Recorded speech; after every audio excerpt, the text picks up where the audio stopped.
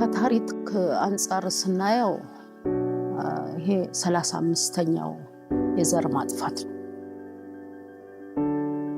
ከቀዳማዊ ምኒልክ ጀምሮ ዘረደሸቱን ብዙ አሰቃይተው ገለው ያሁኑ አይነት ፍጅት አድርገው ኩዴታ አድርገዋል። ከዛ በኋላ የዛጉዌ ስርወ መንግስትና የሚኒሊክ ስርወ መንግስት ወሎና ትግራይ ሲጣሉበት የኖሩና ሚኒሊክ በደንከል በረሃ ውስጥ የተገደለበት ነው ቀዳማዊ ምኒልክ። ከዛ በኋላ ዛጉዌ ከዛ በኋላ ግን በየምዕተ ዓመቱ 125 130 150 የሚደርስበት ጊዜ አለ። በየምዕተ ዓመቱ የዘር ማጥፋት አለ። ከሰሜን የሚነሳ ንፋስ ይባላል እና በአፄ ዮሐንስ አሁን እንግዲህ መጨረሻው ከዚህ በፊት የነበረው በአፄ ዮሐንስ ጊዜ ወሎን እና ጎጃምን ያጠፉበት ጊዜ ነው። አሁን እንግዲህ ደግሞ መላው ኢትዮጵያ ላይ ቀለበት ሰርቶ የተነሳ ጦርነት ነው። ለማቆም የህዝብ ኃይል ያስፈልጋል። አዋቂ ሰዎች ሊነጋገሩበት ይገባል። ምሁራኖች ሊያወሩበት ይገባል በዚህ ጉዳይ ላይ እንጂ ይሄ 35ኛው የዘር ማጥፋት ነው። በእኛ መስከም ባይጀመር ጥሩ ነበር። ባይጀምሩት በተለይ ወያኔ የምንበለው ወይም ትግራይ እንበላቸው ባይጀምሩት መልካም ነበር። አሁን ግን ቀለበት ሰርቷል። ለምሳሌ ትግራይ ላይ አይደለም ወይም ሰሜን ላይ ብቻ አይደለም፣ በኢሳሁ ውስጥ ገብተዋል። በሐረር ውስጥ አሉ። ከዛ አርሲ ውስጥ አሉ። ሰንሰለታቸው እዛ ደርሷል። ባሌ ውስጥ አሉ። ጉጂ ውስጥ አሉ። ከዛ ደግሞ ያልፍና መቶ ምዕራቡ ላይ ወለጋ ውስጥ አሉ። ከዛ ምዕራቡ ላይ አሁንም ቤንሻንጉል ላይ አሉ። ዓለም አቀፍ ጦርነት ነው የሚያስነሱት። ይሄ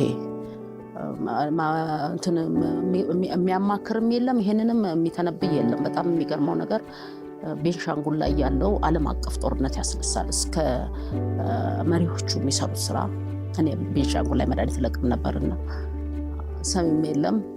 ከቤንሻንጉል በኋላ ከፋን፣ ጋምቤላን እነዚህም በሙሉ ቀለበት የሰራ ጥፋት አለ። ስለዚህ እሱን ለማምከን የኢትዮጵያ ሕዝብ ቤት ለቤት መተያየት አለበት። አለበለዚያ ግን ጦርነቱ ለጊዜው ሊሰንፍ ይችላል። ጎሬላ ሆኖ አንዱን እየገደለ ያው ዘር ማጥፋቱ ይቀጥላል።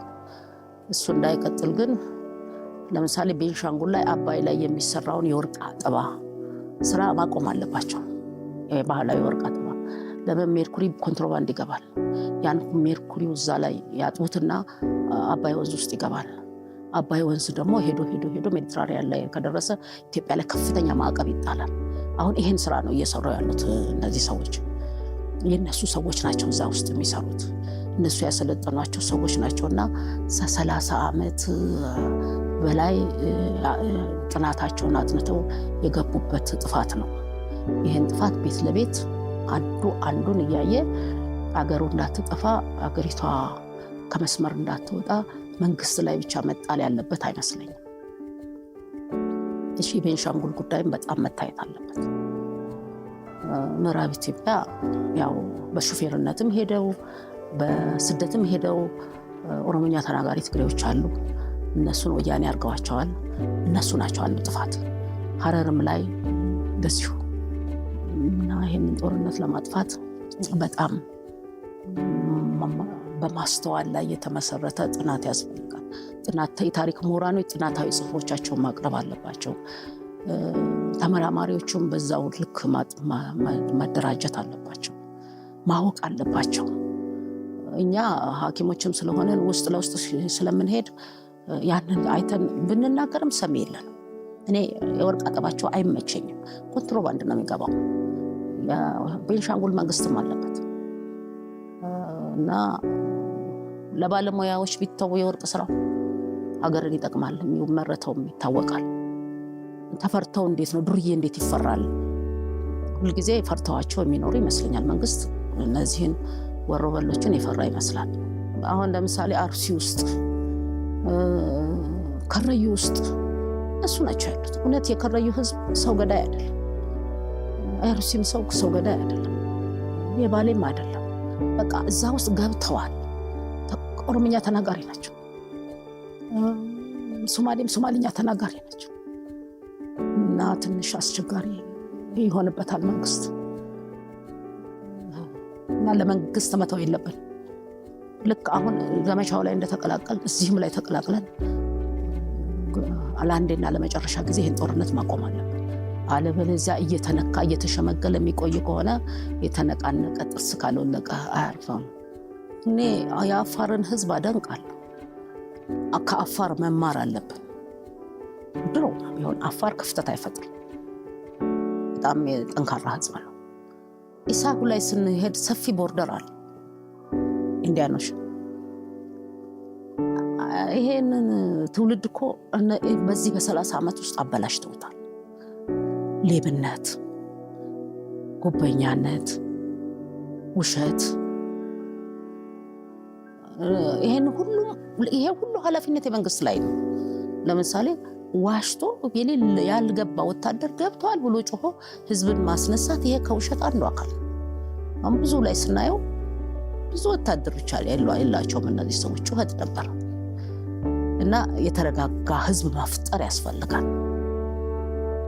መሪዎች ለምሳሌ የቀበሌ መሪዎች፣ የወረዳ መሪዎች፣ የክፍለ ከተማ መሪዎች እርዳታ ላይ ብቻ መተኮር የለባቸውም። እርዳታ አንጡ ብሎ ህዝብን ማስጨነቅ ብቻ ላይ መሆን የለበትም። መንግስት የሰውን አቅም ያውቃል። ህዝብ ደግሞ የራሱ አቅም አለው፣ አይከለከልም። ሌብነትን ማጥፋት እኔ ከእንትኑም የታዘብኩት ነገር ከእርዳታውም የታዘብኩት ነገር ጦርነቱን ለማቆም ከሚደረገው ነገር ከታዘብኩት አይቀር እዛ ውስጥ ወሮ በሎችም አሉ እና እሱን ማጥፋት አለበት። እሱ ሲጠፋ ጦርነት ይጠፋል። ጦርነቱ እኮ ቢዝነሳቸው የሆኑ ሰዎች አሉ እና የጦርነትን ቢዝነስነት የጦርነትን አስከፊነት ሳይሆን ጥቅሙን ነው የሚያስቡት። እንደማይጠቅምና አገርን እንደሚጎዳ ማስተማር ያስፈልጋል። ካላስተማር ነው ሰው እየረበሸ ይኖራል። ከዛ ወጣቱ ላይ መሰራት አለበት። ወጣቱ ተበላሽቷል። ጫት ቃሚ ነው። ጫት ካልቃማ አይንቀሳቀስም፣ ጭንቅላቱ አይሰራም፣ ድራጊስት ነው። ከዛ በኋላ ደግሞ ያንን ሲያጣ ደግሞ ወደ ሌብነቱ ይሄዳል። ጦርነቱ ሲነሳ በዛ መካከል የሚዘርፈውን ነው የሚያስበውና ወደዛ ገብቶ ማስተማር ነው። ይህን ያክል ግን ጉልበት ኖሯቸው መንግስትን ይጎዳሉ ብዬ አላስብም። አሁን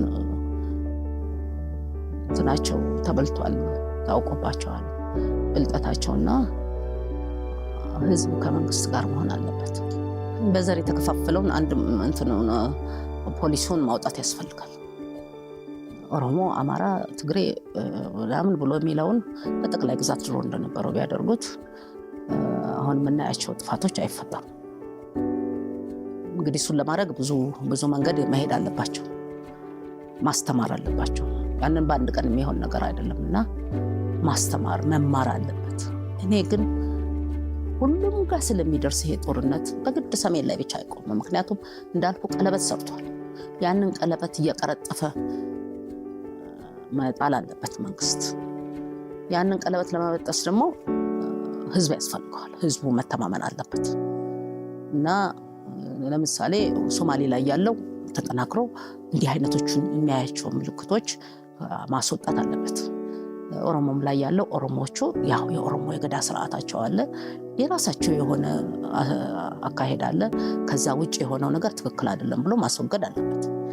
ያኖረው ያነዋ።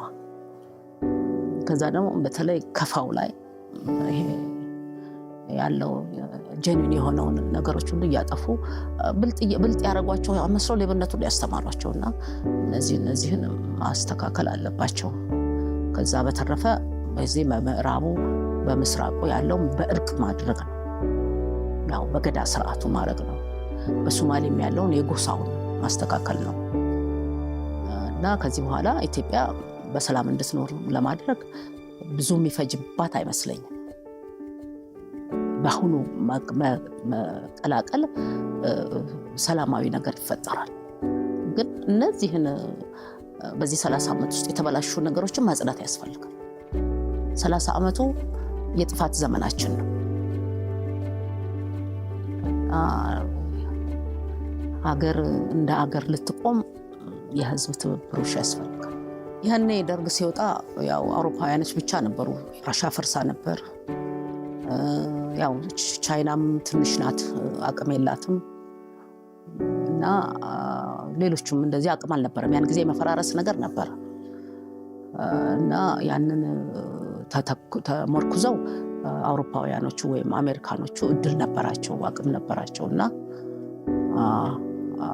ያው መንግስቱ ኃይለማርያምን አስወጥተው ወያኔን አስገቡ።